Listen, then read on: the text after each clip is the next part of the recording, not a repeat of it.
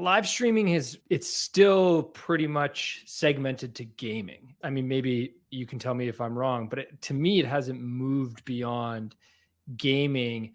If we look back, is there other examples of interactivity in TV? Have we ever seen that in the past? And just before we continue on here, I just want to understand that state. This is great. I love that comment because this is something I hear so often. Mm-hmm. I'm going to debunk that in a second because streaming is actually everywhere. And back to interactivity on TV, interactivity has been kind of a wild goose chase since the 80s.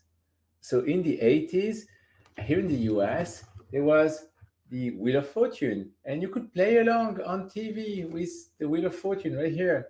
Okay, so for everybody listening, Alex has got a board game that he's holding up. Oh, it's not a board game. It's actually, no, hold on. Let me, then I have to open it now. If you think it's a board game, you're going to be surprised. This is like, okay, this is actually an electronic device that would know what game is running live on TV, what are the questions, and you'll be able to input your own letters and play along just like if you were another contestant. And you could earn money. You could earn money. So you're literally playing along like the guys on the show, on the studio, they will make more money than you for sure. But I think it was like a couple $1,000, which for the time was crazy. Big money for the time for just playing along and having fun. And so they think this first iteration, we found repeated artifact of the same ID all over the planet over the following 20, 30 years.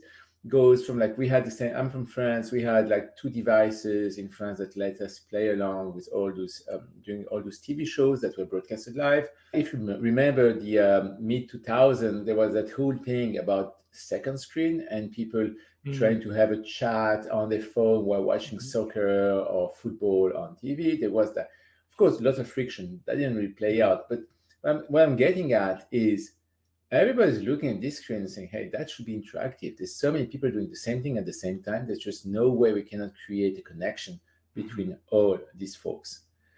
Now, the big change, and really that's what makes today so different than yesterday, is that screen that you're watching, that content you're watching comes through the internet. Like for most people, even if you still have a cable box, it goes through internet cable. It's an internet cable. It has a way back, is what I'm getting at. So whether you're watching on YouTube TV over the top, you're a code cutter, or still have your code, all those things now, this is the internet. We're there. So what you're watching on your screen is essentially an HLS feed broadcasted through the internet and played on an internet video player. And this is what changes everything, because all of a sudden you're not battling proprietary closed source TVs with their weird remote. But no, you actually, everything is working on open internet standards. And so that's really what allowed us to innovate and to build that idea of an overlay that would add interactive components and buttons over the screen. It turns out, lucky for us, not only is today different than yesterday because internet, but also for the past 20 years, like the entire broadcast industry has been trying to sell you pizza on TV. I'm not joking. I met someone actually doing that at Comcast in the late 90s. So okay, selling pizza on TV is a thing. And the entire industry has built a lot of primitive, a lot of channel, a lot of bricks essentially to try and achieve this.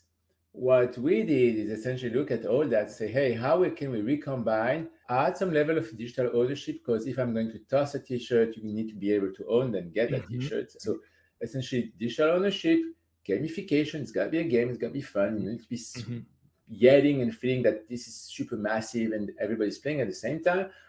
All this slapped over the feed, so you don't have to take a second screen and you can just play where you're watching, where you already are. And this is really what we launched in 2018 on Twitch, because Twitch was nice enough to be very forward-thinking and built a lot of tools to make it easy to create those type of experiences. So we started there, and then we expanded and built our own platform and went further. But yeah, Twitch was great because they had something called extension. They still have it. And this is, for me, one of those nuggets that someone, I don't know the story of extension, I'm still looking about it, but I think this is the most brilliant thing. someone had literally the same vision, said, hey, we're going to allow people to put buttons over the screen. And we have no idea what they're going to do, but it's going to be fun, and we'll see what happens. So we got a lot of weird things that were playing farts and doing other things on Twitch. But that's also what allowed us to launch a first iteration of Azarus in partnership with Ubisoft and Rainbow Six Siege, and get everybody who's watching games of Siege to play along and ask hard questions about what just happened. And we had a whole integration. So we know like some of the hardest questions were, how many bullets were shot? People will get it. You will be surprised. But like that creates like the amount of activity that generates in the chat. People like just trying their luck. You could see real time the various choices being picked by users.